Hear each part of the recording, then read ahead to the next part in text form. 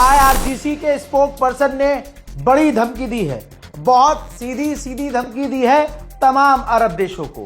कहा है कि अगर आपने अपनी जमीन का इस्तेमाल ईरान के खिलाफ होने दिया तो फिर आप पर भी जवाबी कार्रवाई की जाएगी, बाद में रोना मत रोना। दोस्तों, ठीक ऐसे ही ईरान के पार्लियामेंट स्पीकर ने बड़ी धमकी दी है, जो आपकी स्क्रीन पर है, सीधा सीधा देख लीजिए। पूरे सोर्स और सबूत के साथ, पक्के सबूतों के साथ रजा गराफी आपको क्लियर खबर दिखा रहा है। चैनल को सब्सक्राइब कीजिएगा। दोस्तों, ईरान के पार्लियामेंट स्पीकर ने कहा कि अगर हमारे पावर प्लांट को निशाना बनाया अमेरिका ने और निशाना बनाने के लिए अरब देशों की सरजमीन और उनके एयर स्पेस का इस्तेमाल किया अमेरिका ने, तो पूरे इलाके में, मोहतरम हज़रात, पूरे इलाके का मतलब पूरा मिडिल ईस्ट, पूरा अरब, तो इन्होंने कहा कि पूरे अरब में जितने भी क्रिटिकल फैसिलिटीज़ हैं, चाहे वो ऑयल फैसिलिटी हो, चाहे वो गैस फैसिलिटी हो, इलेक्ट्रिसिटी फैसिलिटी हो, हम सबको उड़ा देंगे। जी हाँ, ईरान के पार्लियामेंट स्पीकर ने बहुत क्लियर कह दिया है कि सबको निशाना बनाएंगे, जिसके बाद अरब देशों का गला सूख चुका है। कहने वाला कह रहा था हम जीत गए, ईरान मिसाइल लॉन्च नहीं कर पा रहा है, लेकिन अब रिपोर्ट यह है कि ईरान के मिसाइल हमलों की वजह से 2700 इजरायलियों को उनके घरों से निकालकर कहीं और शिफ्ट करना पड़ा है नेतन्याहू की सरकार को, क्योंकि ईरान की मिसाइलों ने कोहराम इजराइल में मचाया है। अगर इजराइल की ही बात माने तो इजराइल ने कहा है कि 400 से ज्यादा ईरान बैलिस्टिक मिसाइल लॉन्च कर चुका है हम पर, और इजराइल ही कह रहा है कि 92% हमने इनकी मिसाइलों को रोक दिया है ईरान की। हम कह रहे हैं ठीक है, 92% तुमने रोक दी, 8% मिसाइलें गिरी हैं। जनाबे हजरत मोहतरम मोमिनीन हजरात, दुनिया इस पर ध्यान दे कि सिर्फ 8% मिसाइलें ईरान की जो इजराइल में गिरी हैं, उनकी तस्वीरें, वो भी कुछ लिमिटेड तस्वीरें सामने आ रही हैं, और उसमें जो तबाही नजर आ रही है उसमें आपको साफ नजर आ रहा है कि भैया सुपर पावर है कौन। अगर तुम उनकी 92% मिसाइलें रोक पा रहे हो और 8% से जो तुम्हारी तबाही नजर आ रही है, नजर आ रहा है कि शक्तिशाली कौन है। ईरान ने फिर क्लेरिफिकेशन दी है कि स्ट्रेट ऑफ हुर्मुज पूरी तरह से खुला हुआ है, हम विदेशी जहाजों को जाने देंगे हमारी परमिशन के बाद, हमें इन्फॉर्म करने के बाद, लेकिन स्ट्रेट ऑफ हुर्मुज बंद है हमारे दुश्मन के लिए और दुश्मन के साथियों के लिए। 74वां हमला, जी हाँ, जो ईरान हमला कर रहा है, उस हमले में ईरान सिर्फ एक मिसाइल नहीं रखता है कि यह हमारा 74वां हमला है, नहीं, ईरान हमलों की एक बौछार करता है और फिर ऐलान करता है कि हमारा 74वां हमला है। 74वें हमले की वीडियो ईरान ने जारी किया है, जिसमें ईरान मल्टीपल मिसाइल और मल्टीपल ड्रोन लॉन्च करता हुआ नजर आ रहा है, जहां दुनिया को ऐलान कर चुका है इजराइल कि हम जीत गए हैं, हमने ईरान की मिसाइल कैपेबिलिटी को खत्म कर दिया है, हमने मिसाइल लॉन्चर तबाह कर दिए हैं। दुनिया अपनी आंखों से देख रही है, दुनिया अपनी आंखों से देख रही है कि ईरान पूरी दुनिया पर भारी पड़ रहा है। इजराइल के डिफेंस मिनिस्टर ने कहा है कि अगर ईरान ने हमारे शहरों पर और हमले किए तो ईरान को सालों पीछे भेज देंगे। ऐसा मैं हर वीडियो में बता रहा हूं, हर दिन कह रहा हूं कि ईरान का ऐसा नहीं है कि नुकसान नहीं हो रहा है, ईरान को बहुत तगड़ा नुकसान हो रहा है, लेकिन वो हुसैनी है, जख्म पर जख्म जिस्म में लग रहे हैं, मजाल हो कि वो दुश्मन के आगे सर झुका रहा हो। ईरान की human right agency red crescent ने कहा है कि 81,000 सिविलियन यूनिट बुरी तरह से डैमेज है। उधर यूरोपीय यूनियन के फॉरेन पॉलिसी की चीफ ने ईरान के विदेश मंत्री से चुपके से फोन पर बात की है। चुपके से इसलिए कह रहा हूं कि ना ईरान ने बताया ना ईयू ने बताया कि आपस में बात क्या की। मेरे दोस्तों, आपको पता है कि खामनाई के कत्ल में, उनकी शहादत में मोहम्मद बिन सलमान का एक अहम किरदार था। वही किरदार आपको बार बार महसूस होगा। कतर बेचारा कोशिश कर रहा है कि ईरान से बातचीत की जाए और बातचीत के जरिए जंग खत्म की जाए, लेकिन यूएई और सऊदी अरब अमेरिका पर प्रेशर डाल रहे हैं कि जंग मत खत्म करो, बल्कि ईरान को और पीटो, ईरान पर और हमले करो, ईरान की सरकार गिरा दो। यानी जो मानसिकता, जो सोच इजराइल की है, वही इजराइल की दो नाजायज यहूदियों की औलाद मोहम्मद बिन सलमान और यूएई के किंग की है। हजरात, WHO के चीफ ने खुद कहा है कि मामला इतना खराब हो चुका है, ये जंग इतनी ज्यादा बढ़ चुकी है कि दोनों ही देश इजराइल और ईरान एक दूसरे के परमाणु ठिकानों पर हमला कर रहे हैं। पत्रकार ने नेतन्याहू से पूछा, जब पब्लिक में नेतन्याहू आया, पत्रकार ने पूछा क्या अमेरिका ईरान के पावर ग्रिड पर हमला करेगा स्ट्रेट ऑफ हॉर्मुज खुलवाने के लिए? तो नेतन्याहू ने कहा कि डोनाल्ड ट्रंप जो करेंगे अच्छा करेंगे और उनके साथ हमारा पूरा साथ होगा। आपने महसूस किया होगा शुरू से, इस जंग की शुरुआत से ही अमेरिका इजराइल की कोशिश है कि दुनिया इस जंग में कूद जाए। अब ब्रिटेन के साथ इजराइल क्या कर रहा है आपकी स्क्रीन पर है। हजरात, ब्रिटेन को डरा रहा है इजराइल और अखबारों में छपवा रहा है और स्टेटमेंट दे रहा है कि ईरान की मिसाइल ब्रिटेन तक पहुंच सकती है, लिहाजा ब्रिटेन को कुछ न कुछ करना होगा, इस जंग में उतरना होगा। मेरे दोस्तों, युद्ध एक्सपर्ट, वॉर एक्सपर्ट ने कहा है कि अगर पावर ग्रिड पर हमले इन दोनों ने शुरू कर दिया, लड़ाई लड़ते लड़ते दोनों ही नहीं, तो मिडिल ईस्ट का इतना बुरा हाल होगा कि इतना किसी ने सोचा नहीं होगा, क्योंकि मिडिल ईस्ट में नदियां, झील, पानी ये सब कम हैं, लोग बिजली पर निर्भर हैं और बिजली से ही सारी जिंदगी चल रही है, बिजली पे ही सब कुछ है। ऐसे में अगर पावर ग्रिड पर ही हमले शुरू हो गए तो भयानक अंजाम होंगे। रशिया का इस 22 दिन की जंग में अब तक का सबसे बड़ा बयान आया है और इसको बयान कम धमकी ज्यादा मानी जा रही है। रूस की सरकार ने धमकी दी है कि अमेरिका और इजराइल जो ईरान के सीनियर लीडरों को असैसिनेट कर रहे हैं, कत्ल कर रहे हैं, ये खाली नहीं जाएगा, इसके अंजाम भुगतने पड़ेंगे। इजराइल कुछ भी कहता रहे कि हम उसकी मिसाइलों को रोक पा रहे हैं, हर हमले में देखा जा रहा है कि ईरान जितने हमले कर रहा है, हर हमले में ईरान के मिसाइलें इजराइल पर गिर रही हैं। अब ये ब्लूम प्लेग्राउंड है, ब्लूम प्लेग्राउंड यानी खेल का मैदान जो इजराइल के अंदर है, वहां पे भी आप धुआं देख सकते हैं। ईरान की मिसाइल यहां पर भी आकर गिरी है। दूसरी तरफ IRGC ने दोबारा धमकी जारी की है अमेरिकी फौज को कि अगर मुन्ना गलती से भी हमारे आइलैंड पर घुसने की कोशिश की तो वो आइलैंड तुम्हारे लिए कब्रिस्तान बना दिया जाएगा।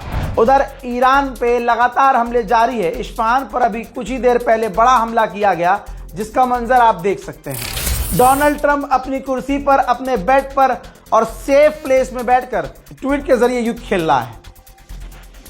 देख लो, वो जंग ऐसे खेल रहा है ट्वीट के जरिए।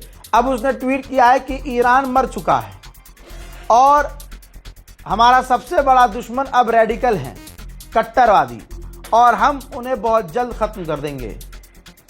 अब आप समझ सकते हैं डोनाल्ड ट्रंप के पास अब बोलने के लिए भी कुछ नहीं रहा। अब वो कह रहा है ईरान मर गया है। जी हाँ, ईरान मर चुका है और मरे हुए ईरान ने पिछले 48 घंटे में फादरलैंड को नंगा करके पीटा है, चूतल लाल कर दिए हैं, रास्ता इजराइल को नजर नहीं आ रहा है। मेरे दोस्तों, उधर ईरान पर हमले हो रहे हैं, वो मैंने दिखाए। ईरान में जनाजे निकल रहे हैं, वो देख लीजिए।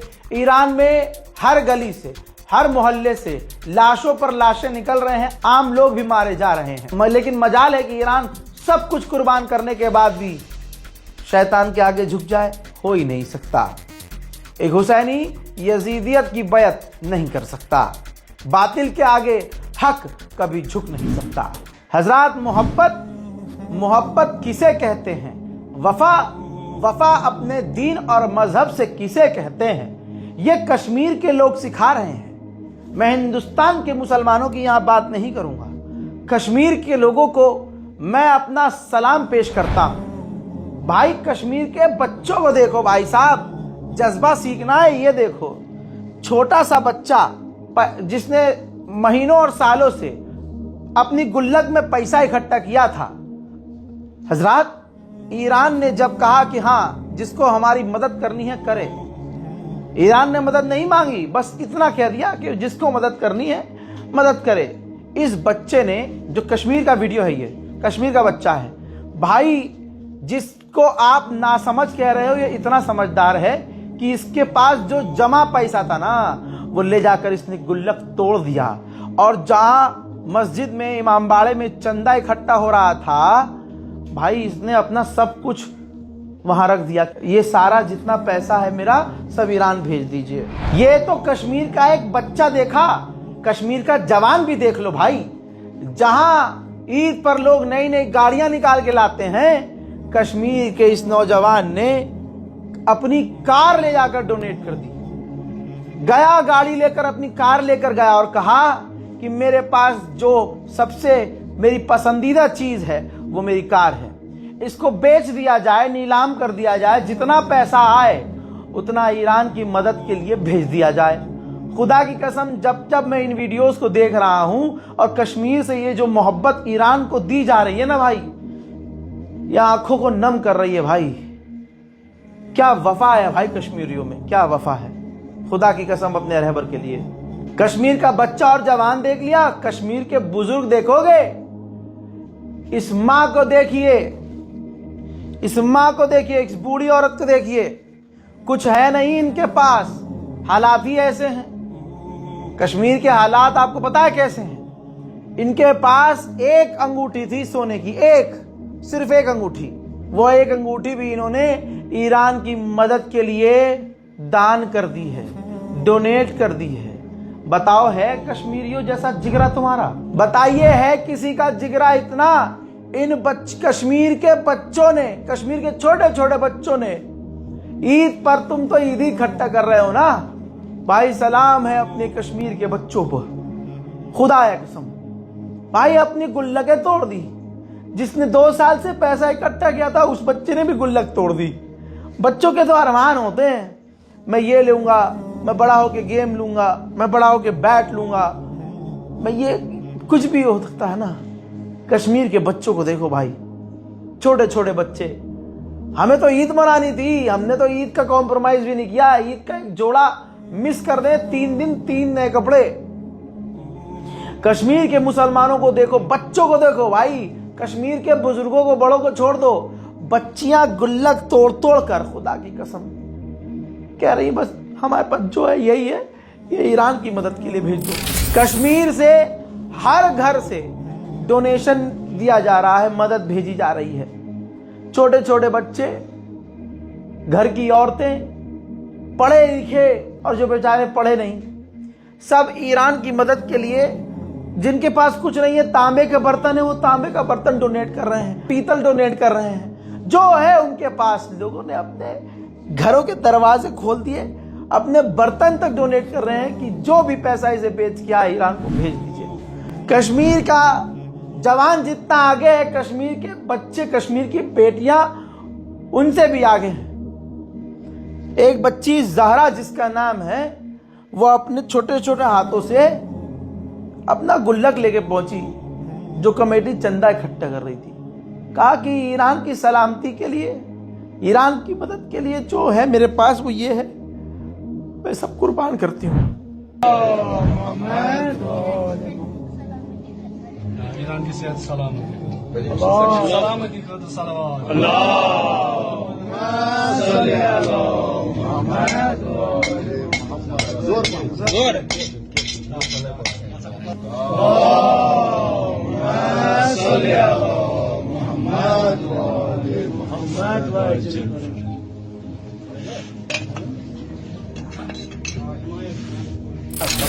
छोटे से बच्चे सिप्तैन का भी ख्वाब था, उसने भी अपनी चीजों के लिए पैसे इकट्ठे किए थे। उसको जब पता चला कि हाँ सबके पास जो जो है वो ईरान के लिए दे रहे हैं, तो मैं अपने पास क्या करूंगा ये रख के भाई, मेरा रहबर मारा गया। वो अपनी गुल्लक लेके पहुंचा कि मेरे पास इसमें है रकम जो मैंने इकट्ठा की है। उसने सब पलट दी, कहा ये सब कुछ मेरा जो है ये ईरान की मदद के लिए भेज दिया जाए। एक औरत रोते हुए, अपने आंसुओं को पोंछते हुए, अपने घर का सबसे कीमती जो उसका बर्तन था वो ला कर रखती है और कहती है कि अगर मेरे पास ये सोने का भी होता ना, तो ये भी मैं ईरान के लिए दे देती, ये भी मैं अपने रहबर के लिए दे देती।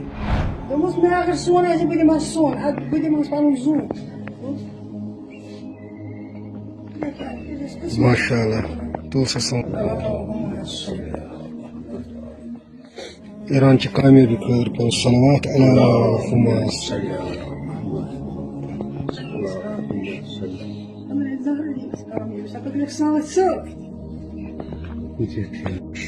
هذا من يحكي بالفون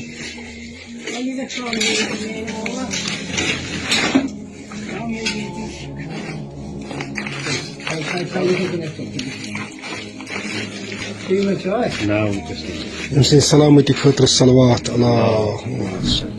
कश्मीर में हर परिवार जिसके पास कुछ नहीं है ना, छोटा मकान, कभी कभी कमान दिहाड़ी मजदूरी करने वाला मुसलमान, क्या होगा उनके पास? नहीं है सोना, नहीं है चांदी। जिनके पास सोना है उन्होंने अपनी बुंदियां, वहां की बेटियों ने अपनी बुंदियां, अपने सोने की बालियां उठाकर दे दी कि लीजिए ले जाइए इसे। अंगूठियां उतार कर, नई नई दुल्हनों ने अपनी सोने की अंगूठियां उतार कर दे दी, ले जाइए ईरान के हमारे रहबर के नाम। जिनके पास कुछ नहीं है वो अपने तांबे और पीतल के बर्तन ले जाकर दे रहे हैं कि भैया इसे बेचिए, जो आए सब ईरान के नाम।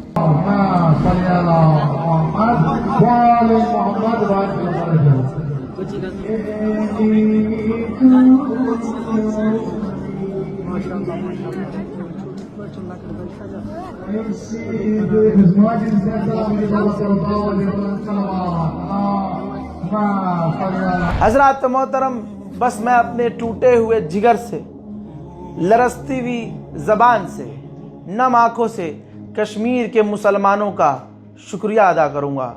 शुक्रिया कि ऐसी मोहब्बत आप दिखा रहे हैं जैसी शायद हम दिखा नहीं पा रहे।